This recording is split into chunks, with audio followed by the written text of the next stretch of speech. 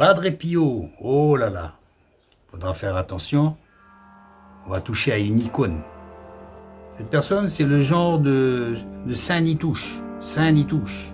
Pourquoi aller toucher Padre Pio? Je vais vous expliquer. En fait, je ne vais pas le toucher. C'est plutôt son témoignage qui va toucher, qui touche. Si vous regardez bien un peu ce qui se passe déjà dès son enfance, on voit bien que Padre Pio n'a pas fait les choses correctement. Et donc tout s'est enchaîné. Un petit parallèle tout de suite. Il a fait exactement comme Joseph Smith. Pareil. Il a vu un ange, il a discuté avec l'ange. L'ange Moroni. Et lui, c'était, soi-disant, son ange gardien. C'est le début de son problème. Ça a été le début de son problème. On ne discute pas avec un ange. Jamais. Jamais de jamais.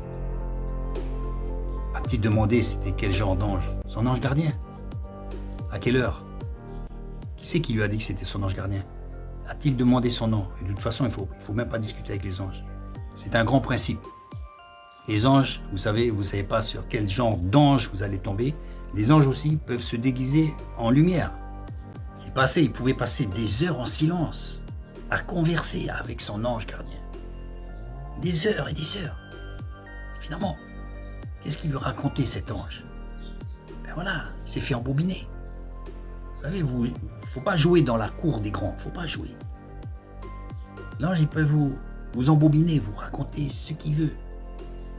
Vous donner des demi-vérités. Cet homme, Padre Pio, Francesco Forgioni, à ce moment-là, c'était un gosse, c'était un adolescent. Il était attiré par les choses de Dieu. Les gens qui sont plus attirés vers le spirituel, vers le mystérieux, vers l'au-delà, vers les choses qu'on ne voit pas, les choses inexplicables. Ça a suscité son intérêt. C'est bien. Seulement voilà, ce fut là aussi son piège. Il n'avait pas eu la chance d'avoir eu les informations que je vais vous dire. Les informations. Eux, ils étaient embrigadés déjà depuis des générations dans le catholicisme. Donc, manque d'informations. La première personne, la simple, crédule, va tomber directement dans le piège. Il est issu d'une famille, traditionnellement, qui fait de la dévotion à la Vierge Marie. Hein? La dévotion. On ne fait jamais de dévotion à... Pourquoi honorer la Vierge Marie? Ça y est, il n'est plus là depuis 2000 ans. Pourquoi l'honorer? Pourquoi l'honorer? Pourquoi? On la respecte. Elle a fini sa mission, elle n'est plus là. On n'a pas à faire un culte à la Vierge Marie. On n'a pas à le faire. Donc évidemment, avec le travers de faire des prières à la Vierge Marie. Hein, déjà, on rappelle, elle n'est pas restée vierge, hein, déjà. Et déjà d'une. Donc quand vous faites la prière à la Vierge Marie, déjà, vous vous adressez à quelqu'un qui n'existe pas. Parce qu'elle n'est pas morte vierge, elle a eu d'autres enfants que Jésus. Donc elle n'est pas vierge. Donc automatiquement, vous vous adressez à une personne qui n'a pas existé. Ce n'est pas la Vierge Marie. Et deuxièmement, comme je l'ai dit, ou premièrement, on ne s'adresse pas à la Vierge Marie, jamais. On ne s'adresse pas. Quand vous faites une prière à l'au-delà, vous dites, ouais, je prie Marie, je prie Saint-Antoine, n'importe qui.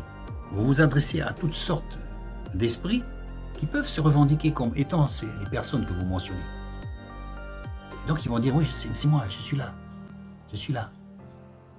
Vous allez voir que du feu. Yahvé, le Dieu, le vrai Dieu, nous dit, tu n'auras pas d'autre Dieu que moi. C'était simple, c'était clair, ça fait plus de 2000 ans. Les injonctions sont là. Ça fait 2000 ans, plus de 2000 ans. Avant le Christ, déjà, il nous disait de ne pas avoir d'autre Dieu. Et là, vous priez d'autres entités que Dieu. Donc évidemment, tout de suite, vous vous mettez dans le travers. Tout de suite, déjà, dès le départ. Comme Padre Pio, là. Tout de suite, déjà. Donc après, vous pouvez faire n'importe quelle prière, n'importe quelle dévotion, passer des heures en prière, vous êtes déjà mal emmanché. Vous êtes déjà mal dirigé. Voilà. Padre Pio, il voit un homme lumineux, hein, des figures angéliques qui lui apparaissent. Il aurait même vu une bataille entre le bien et le mal. Voilà. Super, super. Pourquoi, à votre avis, on l'appelle le malin? Le rusé. Et donc, on dit que Padre Pio, lui, il parlait avec le ciel. Et là, c'est pareil. Quel ciel il parlait? Le deuxième, troisième, quatrième ciel, lequel ciel? Apparemment, les mauvais esprits sont au ciel. Hein. Et ce n'est pas le septième ciel, c'est le deuxième ciel. Le deuxième ciel. La Bible nous parle que ces entités sont là, la puissance de l'air. Ces entités ténébreuses, qui sont là autour de nous, en dessous de nous, au fond de la terre, là où est l'enfer. Mais elles sont au-dessus de nous aussi. Rappelons-le aussi que ces mauvaises entités dirigent le monde. Le monde actuelle, là où nous vivons, sont aux mains de ces puissances ténébreuses.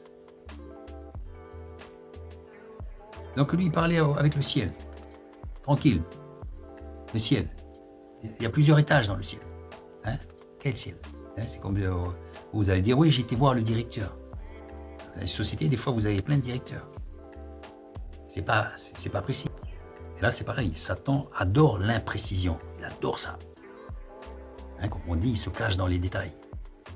Et vous allez voir un être lumineux, des figures angéliques, et puis pour vous, c'est bon. C'est bon. Padre Pio n'a pas cherché plus loin. Et Satan s'est servi de cet homme, justement, dans quel but? Mais aujourd'hui, vous voyez, il y a des processions.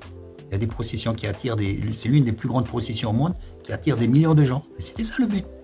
Se servir d'un homme pour l'embrouiller, lui faire donner quelques miracles pour que par la suite, ces processions puissent engendrer un pèlerinage de millions de personnes. Voilà, c'est ça le but. C'est pour canaliser les personnes. À Lourdes, à Fatima, avec des faux miracles, à droite, à gauche, pour que les gens puissent venir et vouer un faux culte à Dieu. Ce sont des faux cultes, ce sont des cultes de perdition. Et les personnes, voilà, vous savez comment on dit, hein, telle voie paraît droite à un homme et son issue c'est l'enfer, c'est la mort. C'est ce à quoi ces gens se sont trompés. Il est tellement fasciné par la religion qu'à 15 ans, il rentre déjà chez les Capucins. Voilà. On rentre chez les Capucins. Donc, la tonsure au milieu là. Et donc il adopte le surnom de Padre Pio. Pio en mémoire de Pie V, un spécialiste du rosaire. Un spécialiste du rosaire. Donc il dit rosaire, rosaire. C'est pas seulement une dévotion, mais ce sont des prières adressées à Marie, au travers du chapelet. Voilà, le rosaire. Encore une déviation. Évidemment, avec tous les faux miracles qui peuvent accompagner. Justement pour perdre les gens, pour pouvoir leur donner un semblant de preuve qu'il faut effectivement faire le rosaire. Vous voyez, les musulmans, c'est pareil, ils ont leur chapelet. Eux aussi, en égrénant les boules pour Allah, hein, qui ne savent pas eux-mêmes aussi que Allah n'est pas Dieu. Et tout ce beau monde continue joyeusement dans sa perdition. Tout est bien dans le meilleur des mondes. Donc toutes ces prières ne sont pas adressées à Dieu. C'est clairement une infraction. On ne prie pas Marie, on lui demande. Quand vous demandez à Marie, c'est la même chose que faire une prière. C'est la même chose. C'est simple à comprendre, mais ils ne le comprennent pas. C'est vraiment pathétique, je pense. Hein. Vraiment pathétique. On ne prie pas, on demande. Mais où est la différence? Le résultat, c'est que Padre Pio, il attrape des maladies mystérieuses hein, que les médecins n'arrivent pas à diagnostiquer. Hein. C'est normal, c'est le domaine de l'esprit. De la fièvre très élevée, pareil. Ça chauffe dedans, hein. Ça doit chauffer. Des douleurs inexplicables et parfois des évanouissements. Ah. Plus de sang, plus d'image. Évidemment, on est fin content de lui parce qu'il se plaignait jamais. Mais oui, il n'avait pas intérêt à se plaindre, mec. Il n'avait pas intérêt à se plaindre. Alors, ses collègues, les moines, là, ils commençaient à s'inquiéter parce qu'ils entendaient des paroles dans la cellule à Padre Pio et ils lui disaient non, c'est rien, je parle avec mon ange gardien. Seulement, il y en a qui demandaient à se barrer de là parce qu'ils avaient peur. Hein? Douter que Padre Pio est encore une fois aux prises avec celui qu'il appelle Satan.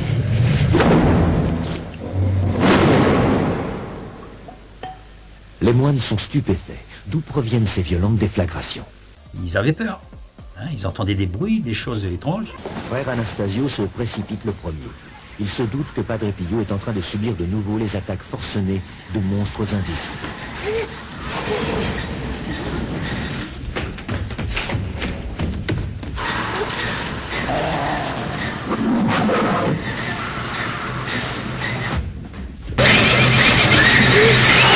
Ils entendaient des bruits, des choses étranges. En fait, Padre Pio se faisait lancer des objets par les démons. Frère Anastasio est le moine le plus proche de Padre Pio et le considère comme son frère. Il connaît la violence de ses attaques et craint pour sa vie. Mais quand il entre dans la cellule, il trouve Padre Pio seul et terrorisé. Le matin, on le voyait, il avait des marques sur le corps, hein, il avait été frappé et tout. Qui a pu provoquer de si violentes explosions?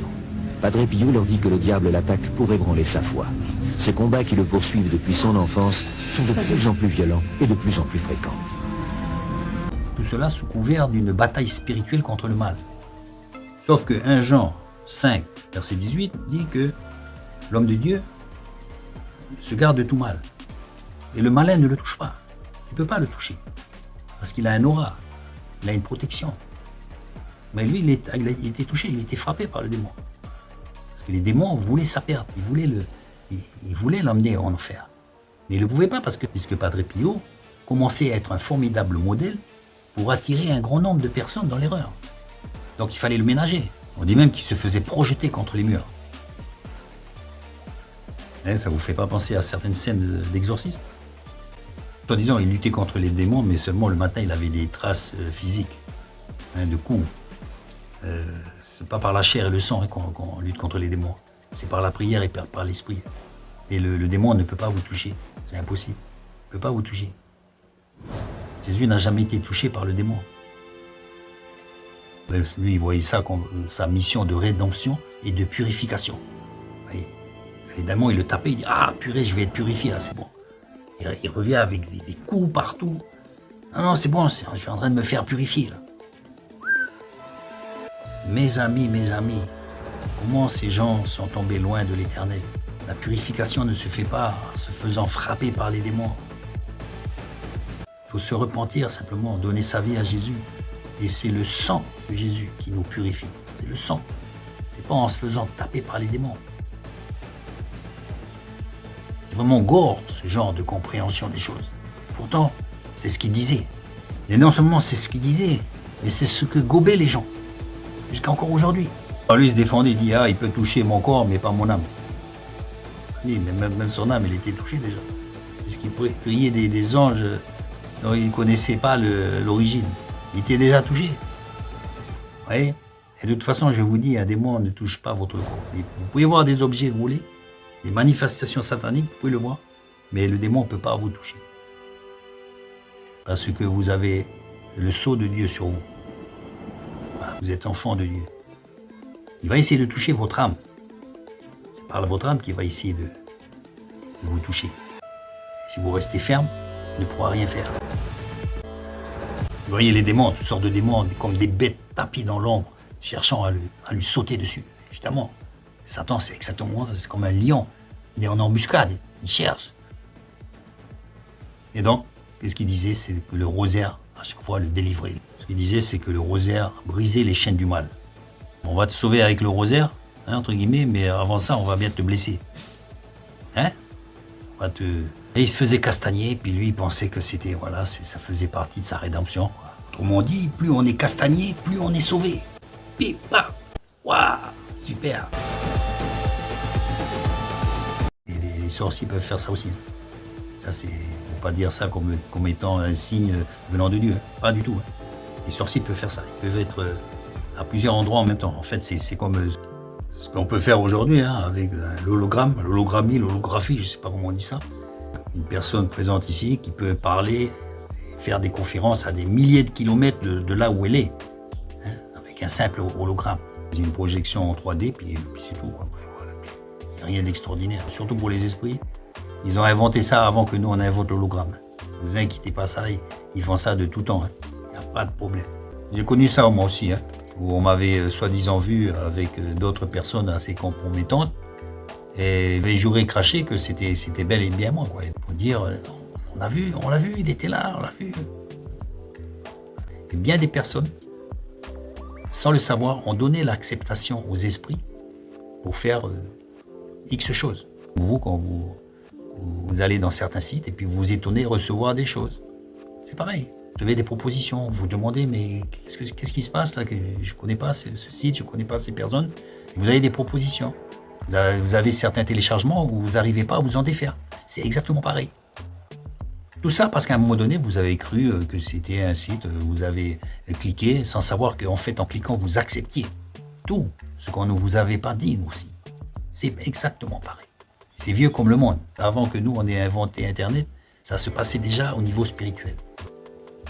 Parce qu'ils ont cru qu'en allumant une bougie, des choses apparemment anodines, en prononçant certaines paroles, certains gestes, en copiant certaines pratiques, traditions, ils pensaient que c'était quelque chose d'innocent. Nous n'avons pas cru voir notre responsabilité dans ce genre d'action et les conséquences à long terme.